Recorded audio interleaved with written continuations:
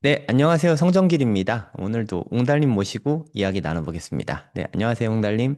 네, 안녕하세요. 네, 요새 오늘 코스피가 좀 큰 폭으로 떨어졌더라고요. 아무래도 좀 네, 반도체가 최근까지 엄청 많이 올랐잖아요. 입니다.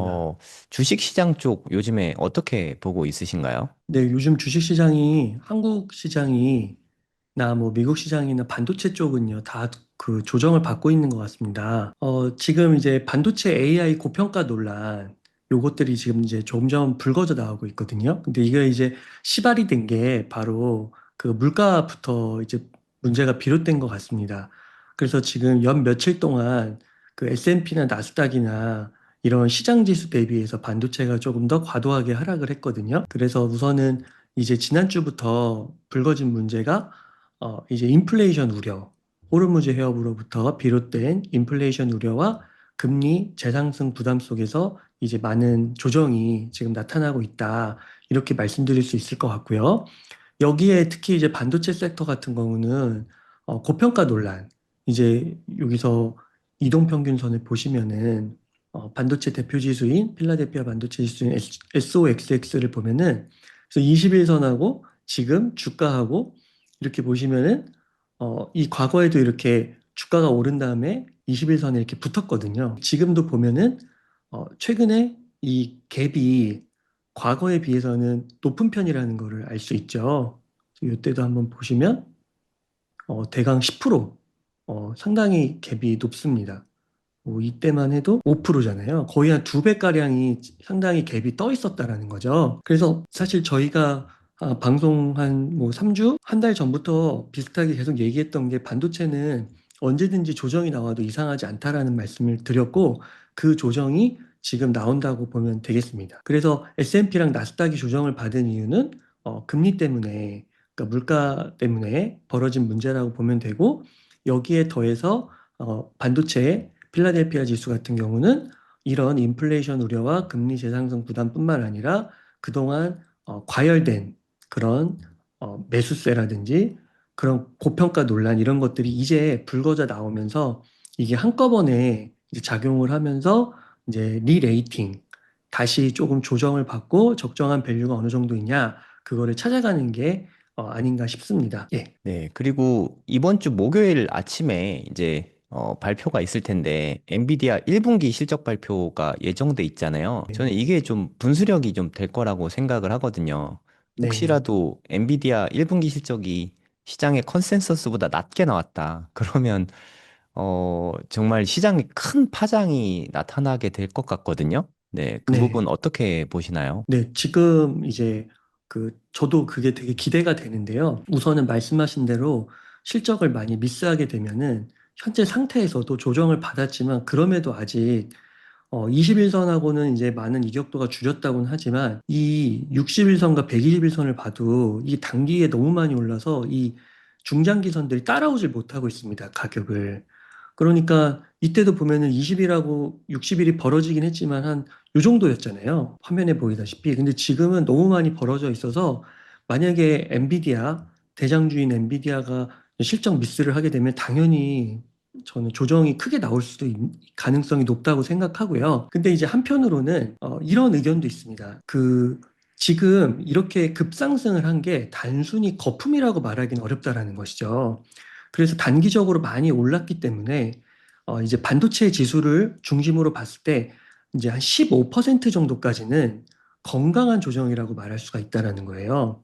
나스닥도 마찬가지거든요. 나스닥도 한 5%에서 10%의 조정은 1년에 많이 나옵니다. 그리고 한 10%까지 조정을 받고 다시 올라가는 경우가 많아요. 그렇게 해서 계속 전고점을 갱신하면서 오르는 경우가 많거든요. 그래서 이번 반도체도 지금 고점 대비해서 한번 보면은 현재 한 7% 정도 하락을 했거든요. 그러니까 요거의 한 두 배 정도 하락 가능성은 있는데 그렇다고 해도 그 15% 이상을 넘어서지 않는다고 하면은 거기서 또 조정을 받고 올라갈 수 있다라는 겁니다. 근데 그 이유가 뭐냐면 이렇게 올랐던 이유도 그렇고 실적이 뒷받침되기 때문이에요. 지금 SK하이닉스나 삼성전자나 뭐 마이크론이나 할 것 없이 지금 실적이 엄청나고 엔비디아도 사실 지금 실적이 굉장히 좋습니다. 그리고 내년 포워드 가이드로 봤을 때도 좋습니다. PR이 그렇게 높지가 않아요.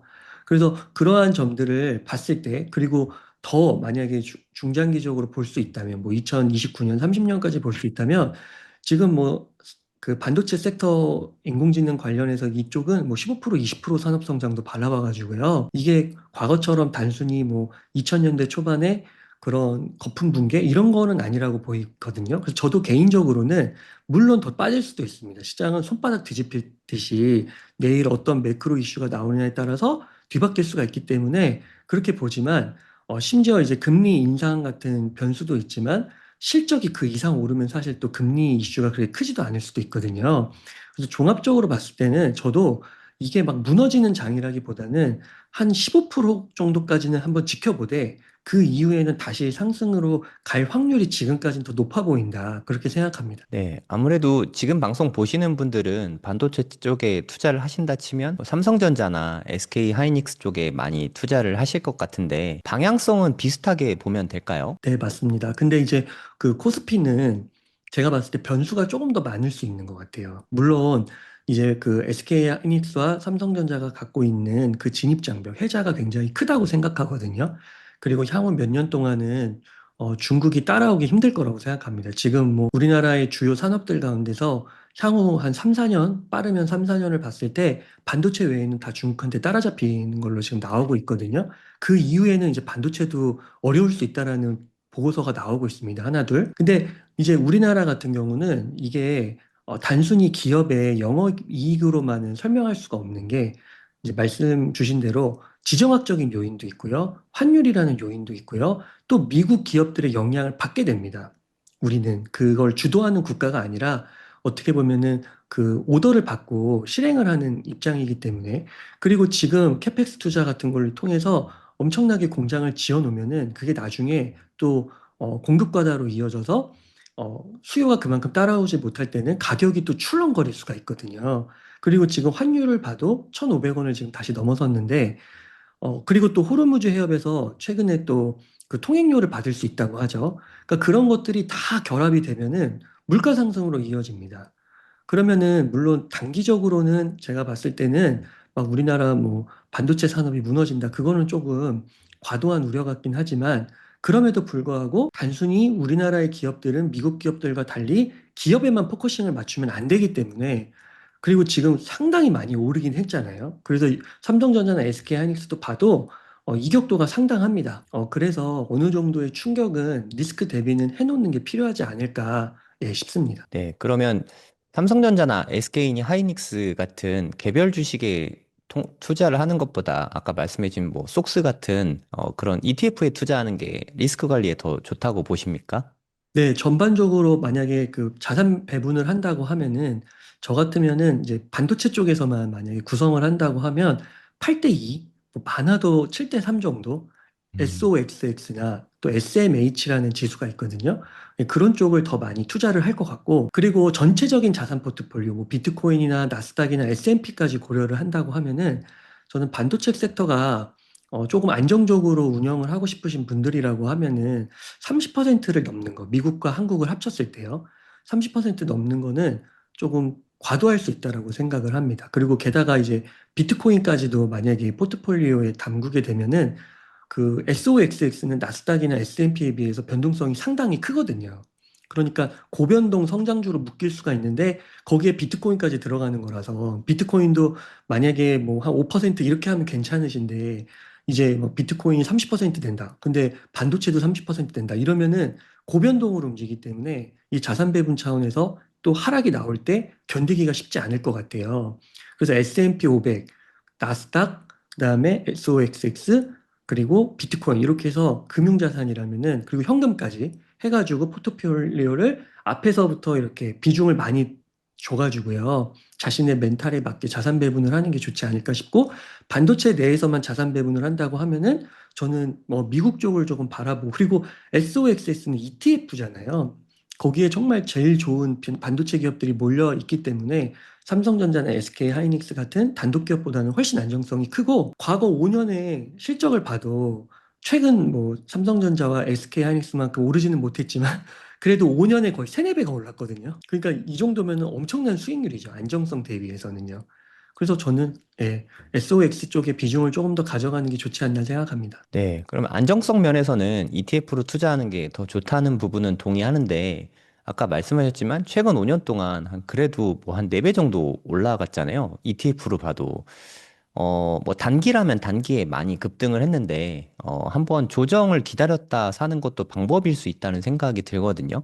네. 지금은 사실 좀 부담이, 뭐 저 같은 특히나 쫄보는 좀 지금 타이밍에 사는 게 좀 무섭거든요. 좀 조정을 기다렸다 사야 되는지 아니면 지금 사야 되는지 이 부분에 대해선 어떻게 보시나요? 네, 저도 그 만약에 지금 신규로 진입한다고 하면은 조정을 받고 들어가는 게 좋을 것 같아요. 그래서 차트상으로 봤을 때 과거에 이제 이런 것들을 한번 참고를 하는 거죠. 그러면은 보시면 지금처럼 이렇게 이격도가 높았을 때 보면은 21선에 붙거든요. 아니면 또 21선을 깨고 내려가서 61선까지도 깨고 내려가는 경우도 있습니다. 그러니까 뭐 예를 들면은 21선에서 내가 뭐 20%를 진입하겠다. 그리고 61선에서 추가로 뭐 30%를 진입하겠다. 그리고 121선까지도 갈 수가 있죠. 이런 경우에. 그럼 이런 경우에 30%까지 진입을 하고 그러면 233이니까 20%가 여력이 남잖아요. 그럼 그거는 정말 최후의 201선까지 보겠다. 그렇죠? 그런 식으로 투자금을 이렇게 분할해 가지고 들어가는 게 좋을 것 같습니다. 그래서 지금 보시면 예를 들면은 만약에 더 보수적으로 보신다면 아까 말씀드린 건 21선, 61선, 121선 이런 식으로 이제 투자금을 나눠서 들어가는 거를 진입을 말씀드렸는데 이격이 너무 커서 이번에는 21선을 이렇게 그냥 걸쳤다가 올라가는 게 아니라 이렇게 깨고 내려갈 것 같아 라고 생각하시고 보수적으로 투자하시는 분들이라면 뭐 21선과 61선 사이까지 좀 더 지켜보시다 사도 괜찮으시겠죠? 네, 그런 식으로 매수를 하셔도 좋을 것 같습니다. 그럼 어떻게 보면 목요일 오전에 엔비디아 실적 발표가 혹시라도 약간의 실망스러운 결과를 안겨준다면 반도체 지수가 전반적으로 떨어질 가능성이 높다고 생각하거든요. 저 같은 경우에는 뭐 메모리나 네. 뭐 다 같이 좀 빠질 것 같은데 네. 그러면 쫄지 말고 오히려 저가 매수 찬스로 삼는 자세가 좀 필요할 수도 있겠네요. 네, 그래서 SOXX는 제가 생각할 때는 50% 하락을 염두에 두고 사셔야 됩니다. 그러니까 어. 지금 수준에서 50%는 충분히 빠질 수 있을 것 같아요. 그러니까 음. 비트코인을 살 때 우리가 한 3, 40%뭐 빠지는 걸 항상 염두에 두고 사야 되고 사이클이 끝나면 70% 빠지는 거를 항상 염두에 두고 사야 된다고 하잖아요. 근데 SOXX도 과거 차트를 보면은 4, 50%가 빠지거든요. 그리고 지금처럼 이렇게 과도하게 오른 상태에서는 물론 실적이 받쳐준다고 하지만 또 어떤 이슈가 터질지 모르기 때문에 최악의 상황은 50%가 빠진다고 봐야 되는 것 같아요. 그런데 이제 항상 투자자들의 고민은 그거죠. 50%까지 빠지는 걸 염두에 두지만 너무 오래 기다리면은 그 타이밍을 놓치게 되는 거거든요. 그래서 분할 매수가 필요한 거고 장기 투자가 필요한 거라고 생각합니다. 그러면은 이제 내가 조금 뭐 21선 깨고 조금 싼 가격에 들어왔다 생각했는데 막 더 빠져. 3, 40, 50까지. 그러면 너무 아깝잖아요. 물론 분할 매수를 할 거지만. 근데 시간을 3년, 4년, 5년 두고 생각하면은 많이 오를 거니까 지금 요거 분할 매수한 게 큰 문제가 되지 않는 것이죠. 그래서 그렇게 열어놓고 생각하시면 되지 않을까 싶습니다. 어떻게 보면 좀 비트코인 투자랑 되게 비슷한 면이 있네요. 그러니까 맞습니다. 미래에 만약에 비트코인과 AI 두 분야에 투자를 하고자 한다면, 뭐 비트코인은 다들 잘 아실 테니까 투자하시면 되고, AI 쪽에 사실 어떻게 투자해야 될지가 좀 난감하잖아요. 너무 기업들도 많고, 빅테크 기업들 뭐 다 투자하기도 어렵고, 그냥 그 한 축으로 반도체 쪽을 좋게 본다면, 속스를 계속해서 분할 매수를 하는 것도 좋은 전략이 될 수 있겠네요. 아, 우상향할 너무 건 확실하다는 확신만 있다면요. 네, 저는 좋은 것 같습니다. 그런데 이제 반도체도 이게 100%는 아닙니다. 지수만큼은 아니에요. 그러니까 반도체도 보면은 지금 뭐 양자 반도체, 뭐 실리콘 반도체 이런 얘기들이 막 나와요. 그래서 이 반도체 물론 그게 굉장히 확률이 낮다고 하죠. 그래서 거의 95%, 99%는 우상향할 거라고 지수처럼 할 거라고는 말은 합니다. 그리고 저도 그게 맞다고 봐요. 이 모든 지금 현재 이렇게 세팅되어 있는 거를 뒤바뀌는 기술이 어떻게 나올 수 있겠습니까? 하지만은 그런 가능성은 있고요. 그 다음에 또 반도체도 많이 빠진다라는 거를 염두에 둬야 되고, 그리고 또 한 가지가 비트코인 투자를 이렇게 병행해서 하시는 분들은 꼭 요 비중을 잘 조절하셔야 될 것 같아요. 이번에 비트코인 투자를 해서 이번에 저희가 한 50% 하락을 맞았잖아요. 그리고 지금 하락 사이클에 들어와서 지금 절반 이상을, 이제 절반 넘었더라고요. 이제 그 절반 이상을 지나고 있는데 이거를 되게 힘들어 하세요. 우리가 이미 다 공부를 하고 70%도 나올 수도 있고 과거에는 90%도 나왔다. 이걸 다 알고 있음에도 실제로 맞으면 힘들거든요. 근데 반도체도 비슷해요. 비트코인하고 비슷하기 때문에 그 변동성이 그거를 염두에 놓고 투자를 하시고 그 다음에 반도체가 좋긴 합니다. 4, 5년 끌고 가면 비트코인처럼 몇 배를 벌 수 있을 거라고 생각하지만 그거는 진짜 5년을 끌고 갔을 때의 이야기지 그 중간에는 진폭이 크기 때문에 그걸 냉정하게 아시고 투자하셔야 된다. 그래서 그게 부담스러우신 분들은 나스닥, 그것이 부담스러운 분들은 S&P 500. 이런 식으로 또 우리가 막 하나를 몰빵할 필요가 없잖아요. 그래서 이걸 자산 배분 차원에서 꼭 접근을 하셔라. 그렇게 말씀을 드리고 싶습니다. 그러면 어찌됐든 반도체 지수 또한 언제든지 큰 폭의 하락을 할 수 있다는 걸 좀 염두에 두고 사실 그게 어떻게 보면 성장주의 특징 중에 하나라고 생각이 들거든요. 이렇게 한참 성장할 때는 높은 펄을 받으니까 주가도 그만큼 맞아요. 높아지지만 기대를 그럼 또 많이 하게 되잖아요. 뭐 맞아요. 이번 주 엔비디아 실적이 어떻게 나올지 모르겠지만 예를 들어서 한 50% 이상 성장한 걸로 생각했는데 30%만 성장했다. 사실 30% 성장이면 엄청나는 거지 않습니까? 입니다. 근데 시장은 실망하고 크게 가격이 빠질 수 있다는 거죠. 그러니까 미래를 보면 반도체가 잘 안 나갈 가능성은 매우 희박하지만 우리가 지금같이 좀 과열 조짐일 때는 좀 조심하고 리스크 관리를 좀 하고 좀 많이 빠졌을 때 그때 좀 줍줍하고 이런 식으로 하는 게 여러모로 좋겠네요. 네, 맞습니다. 그래서 지금도 그 비트코인 투자자분들 가운데서도 이제 소수의 분들이긴 하지만 현금 여력을 그래도 한 2, 30%씩 이렇게 마련을 해놓은 상태에서 비트코인을 이렇게 모아가시는 분들이 있거든요.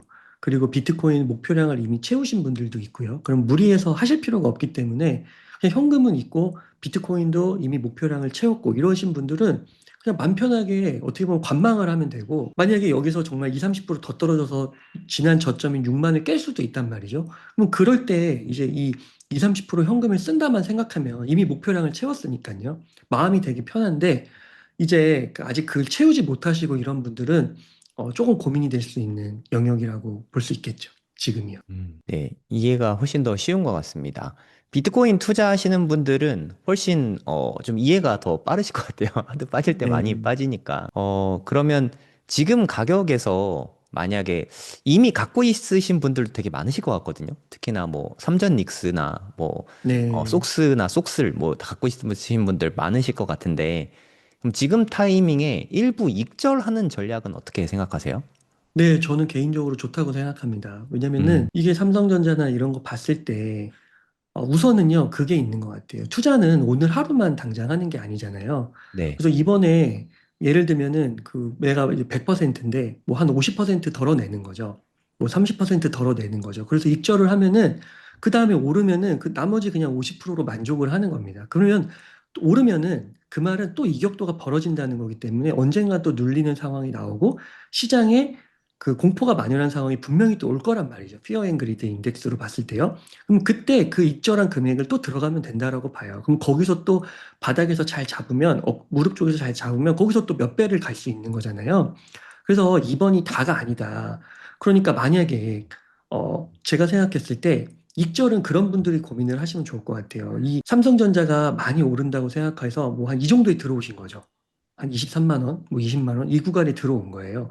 근데 지금 27만 원까지, 29만 원까지 올랐다가 21만 원까지 빠졌습니다. 근데 여기서 얘가 이 밑으로 내가 심지어 비투까지 했는데 이 23만 원 밑으로 빠지면 큰일 나는 거예요. 그럼 그러신 분들은 지금 덜어내는 게 저는 일부 양을 덜어내는 게 맞다고 봅니다. 왜냐면 그 주식 투자를 저도 이제 이렇게 좀 지켜봤을 때 미래에 오를까 말까를 베팅하는 게 아니라 관리가 되게 중요한데요.